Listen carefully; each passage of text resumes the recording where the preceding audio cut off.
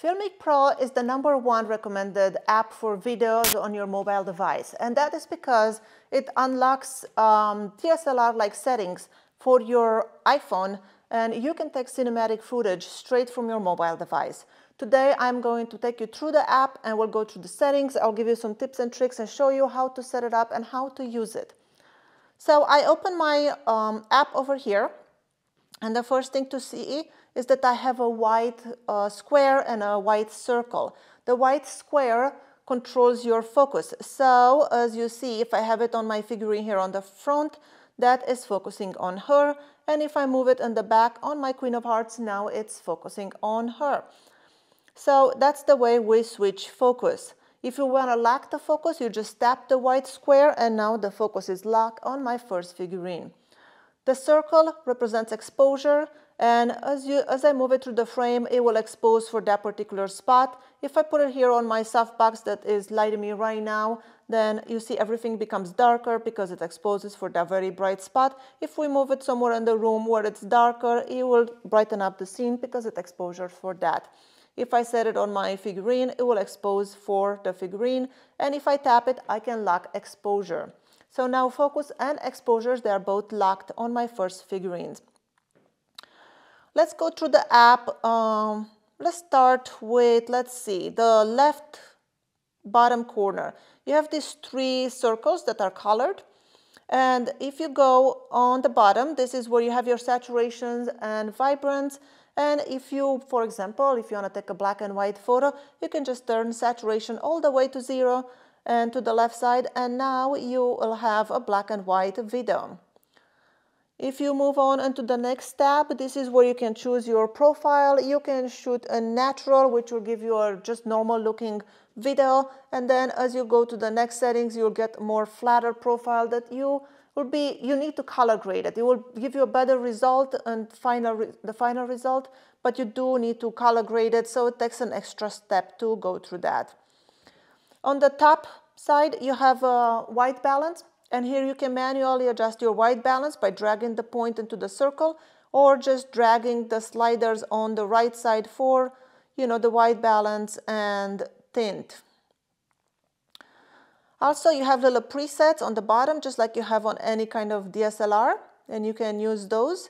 And if you choose your white balance that you prefer and you want to save it as a preset, you do have the A and B presets. You just hold it down and it will ask you if you want to apply preset, save as current value as a preset, or cancel, and that's how you will set up your presets for white balance. Then your auto white balance, if it's blue, it is on auto white balance. If it's red, the white balance is locked, and if it's yellow, we will lock it when recording. I am going to leave it on auto for now. Moving on, the second button on the left corner, this will bring on your focusing, your shutter speed, and your ISO. As you can see on the bottom, on the left side, on the very left, you have the shutter speed. The rule of the shutter speed, usually you want to shoot double the shutter speed of your frames per second. Right now I have it set up on 24 frames per second, so I need to have 48 shutter speed.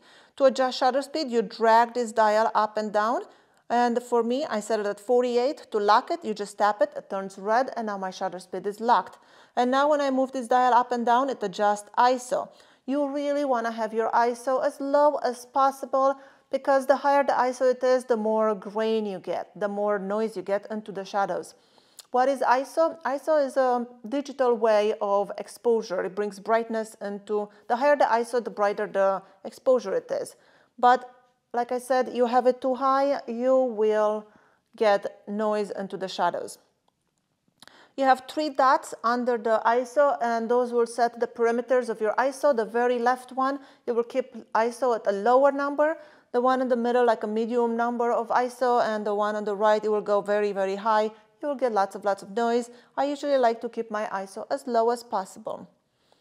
Now, just to give you a little tip, if you go and take a video outside and it's a bright sunny day and you have your shutter speed at 48 and your ISO at 34 to get really, good, clean image, then you might find that your image is overexposed And if that is the case, then you need to invest into a neutral density filter for your smartphone. Polar Pro makes some great ones. I have a whole video about it.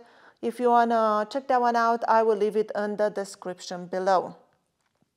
So let's move on. Next we have, onto the left, very left bottom corner, you will see your temperature that it's set right now.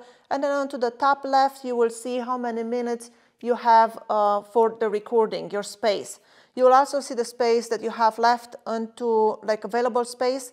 Next to the time code, the green circle, that will show you the space, and the yellow battery looking like that is how much battery your phone has, and that's how you can keep an eye on it, make sure you don't run out of battery. Next, we have this little diamond looking sign. This is where you can choose which camera lens to use when you videotape. And then we have your settings. In the settings, you have resolution. This is where you will choose your format, if you want to shoot 6:9, 1:1, whatever like crop you would like for your video. And then I have it set up to 4K. You can choose whatever setting works for you. You can have 3K, 2K, and so on. I choose 10-bit. 10-bit will give you the best resolution, the best image quality. But if you do not have enough space onto your phone, you can go to a lower resolution. Same thing here, I have set it on Filmic Extreme. That is the best resolution, the best quality video I will get. But you can go to a lower quality just to save space if you do not have enough space onto your phone. Moving on, you move into the frame rate. I have it set up right now into 24 frames capture and 24 frames playback. What does it mean? That means I'm recording on 24 frames and I'm playing back on 24 frames.